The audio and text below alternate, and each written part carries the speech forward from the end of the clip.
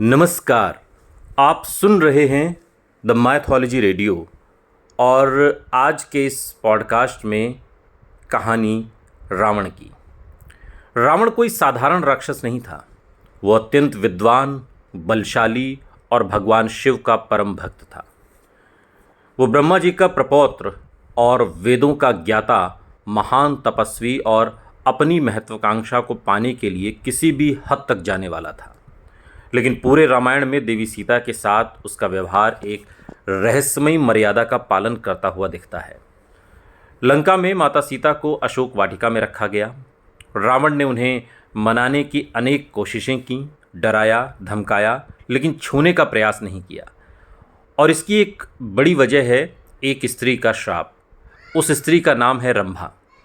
इंद्रलोक की वो अप्सरा जो सौंदर्य, कला और कोमलता की मूर्ति कहलाती हैं।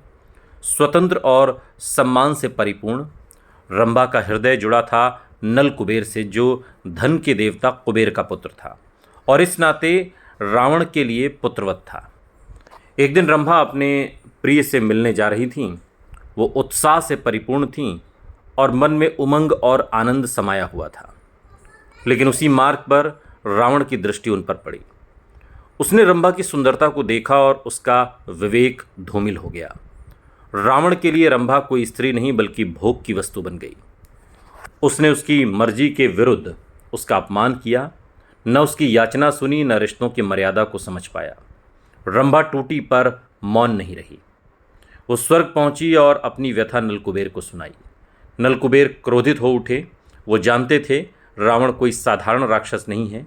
उसे तलवार से हराना कठिन है, पर न्याय केवल तलवार से नहीं होता। नलकुबेर ने रावण को शाप दिया कि भविष्य में यदि वो किसी स्त्री को उसकी इच्छा के विरुद्ध छुएगा तो उसका शीश 100 टुकड़ों में फट जाएगा। ये शाप अमोघ था। देवताओं ने उसका सम्मान किया और रावण उस दिन भीतर से कांप उठा। वर्षों बाद जब रावण ने माता सीता का हरण किया तो उन्हें लंका लाकर भी वो उन्हें छू न सका। माता सीता ने जब जब रावण को देखा उसकी दृष्टि में क्रोध तो था, पर उसमें देवी सीता को स्पर्श करने का साहस नहीं था, क्योंकि रावण जानता था एक बार अगर उसने जबरन माता सीता को छू लिया तो शाप उसे भस्म कर देगा। लंका के महलों में बैठा रावण शक्तिशाली जरूर था, पर एक स्त्री के शाप से विवश था। रंभा का प्रतिशोध न तलवार था न युद्ध, वो केवल आत्मसम्मान और मौन की शक्ति थी। उसने जो कहा वो न्याय बन गया। इसी कारण रावण ने कभी सीता को स्पर्श नहीं किया। ये रावण की हार का पहला संकेत था। अब बात आती है लक्ष्मण रेखा की। जब श्री राम और लक्ष्मण वनवास के समय वन में थे, रावण साधु का वेश धारण कर सीता माता के पास भिक्षा मांगने पहुंचा। लेकिन लक्ष्मण जाते समय एक रेखा खींच गए थे, जिसे लक्ष्मण रेखा कहा गया। ये कोई साधारण रेखा नहीं थी, ये एक दिव्य सुरक्षा कवच था जो किसी भी अधर्मी को सीता तक पहुंचने से रोकती।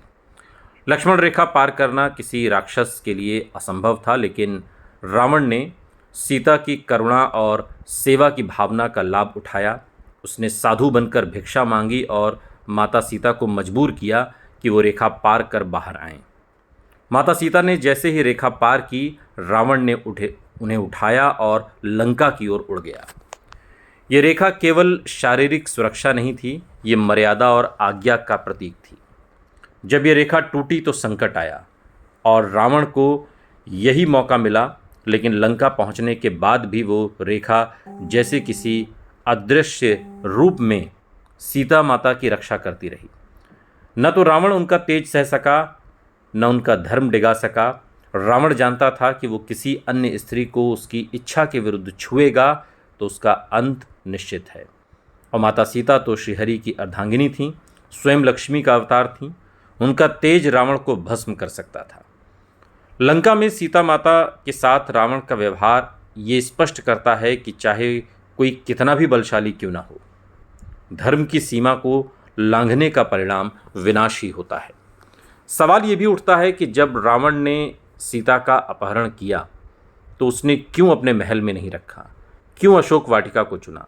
अशोक वाटिका एक सुंदर, शांत, हरा भरा स्थान जो बाहर से उपवन था, लेकिन भीतर से एक बंदी ग्रह। रावण चाहता था कि विलासिता, समय और अकेलापन शायद सीता को मोहित कर देगा। शायद वो अपने पति को भूल जाएंगी, शायद वो झुक जाएंगी।